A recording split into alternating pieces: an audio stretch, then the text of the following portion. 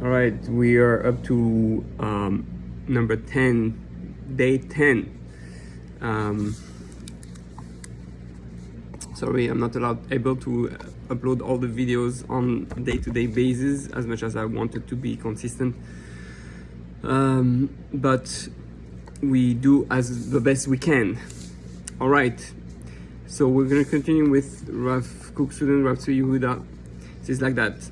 At Rav Kook's yeshiva, we learned that the Torah is not just a divine moral code and a system of ritual practices. Torah is a national constitution, a divine, cosmic, and national law embodied in a divinely chosen community and fulfilled in a divinely chosen land. A divine community with a real government, a real army, a real economy, and all of the other down-to-earth aspects of normal national life. This orientation to Torah brought an enlightened understanding of the state of Israel today, which represents an important stage of the divine historic process which brings Jewish sovereignty over Israel to its messianic ideal. So we understand that the land of Israel, there needs to be the secular part, so to speak.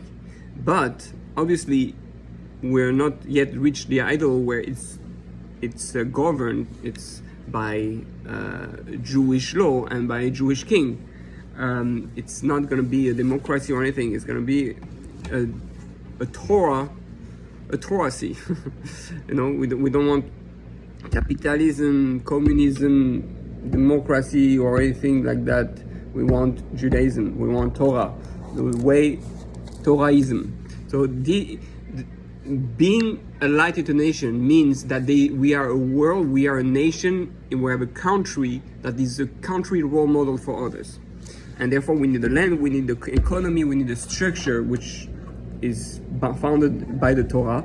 But we got there first through a secular, twisted way, because the forces of evil, we need to escape the forces of evil. So God always does things to bring to holiness in a way that is twisted, just like Moshiach and David HaMelech and all the things that are hidden in Kabbalah, secrets, how God runs the world, how the light comes from the darkness.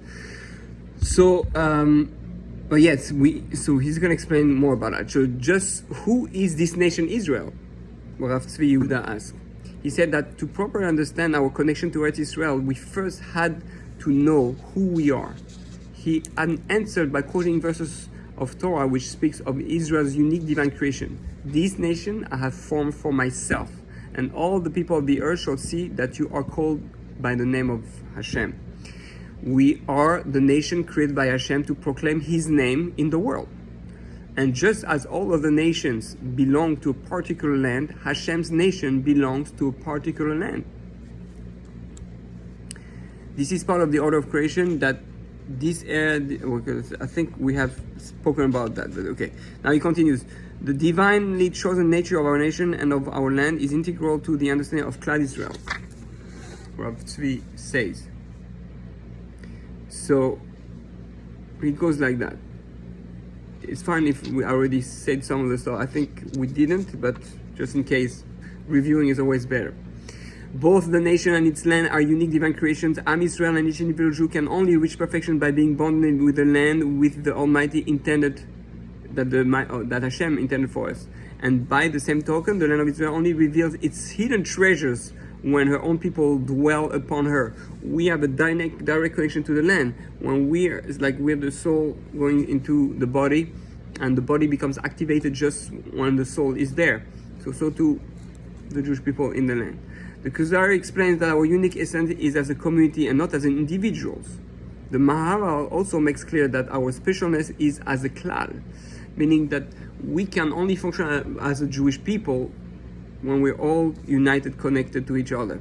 And we need the country to do that, to create that unity. There are individual tzaddikim among the Gentile nations of the world, saintly men and sages and people of spiritual insight and belief, very holy people. But herein lies the basic difference between Am Israel and nation of the world. Our creation is unique, divine. We are a nation brought into existence by the Creator of heaven and earth. Our whole nation is kadosh. your people shall all be righteous. All of our meaning and value is as a nation, a community, a clan. Like we are all connected. We feel all Jews go all over the world. We're like one big family. We have a Spanish there, a Spanish there. Spanish people between each other don't necessarily feel like family. Okay, Spanish and Spanish, okay, same country, same language. But do they feel like family, like a unity? No, that's very unique to the Jews, that because we only work as unity, that's what makes us who we are, because we're all attached to each other, one big family. And the specifically designated place on this planet for this segment of mankind is here in the land of Israel. And who is like Israel, one nation in the land? The Zohar states in Israel they are one nation and not outside of it. It's the only way we can really feel as a family. People go to Israel, they feel like this is my family. Everybody is here. Like in the exile, obviously we're not even in Israel. We didn't reach all that. There's a lot of fights, and people think, okay, you're Israeli, I'm Israeli, but not necessarily that we're Jewish nation. One unity. We have to get there. In the exile, the national framework of the Jewish people is destroyed. We are reduced to communities scattered all over the world, whereas in Israel, the presence of God, the Shekhinah, dwells in our midst, and I will dwell among the children of Israel. Only in the land in Israel can the Jewish people have a sovereign government, a Jewish army, or a national calendar based on the Jewish year. These are all manifestations of the Shekhinah in physical form.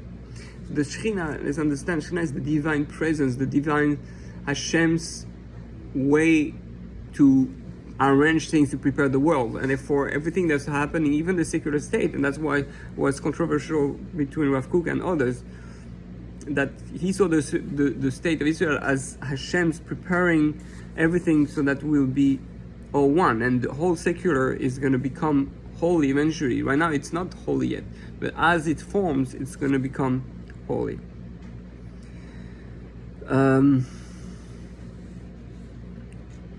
So it says, perhaps an example will help make this clear. Could Tzahal exist in America, Russia, or Spain? Obviously not. These nations would never allow an independent army in their lands. Or could we build the Beis Hamikdash in France? Such a proposition is equally absurd.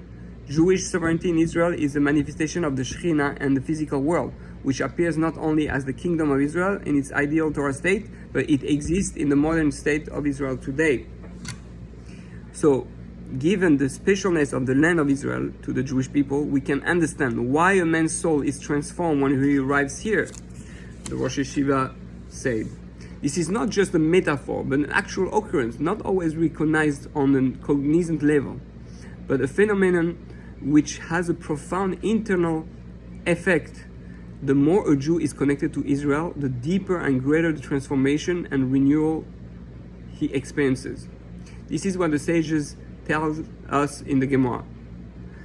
But of Zion it shall be said, this and that man was born in her, one who was born there, and one who eagerly yearns to see her. You know that it always shows the one who yearn from Israel as if truly yearn, truly miss it, truly want, and in pain not to be there. The more one is connected to Eretz Israel, and the more one understands and feels the need to live here, the greater the soul's renewal from her special power. So we're connected, and we're transforming. The more we go to Israel, the more we connect to Israel, the more our inside, our soul is transforming and changing and mutating in the same time as because it's connected to the land. We're giving birth to a new self. All right, so we're going to stop here. To be continued.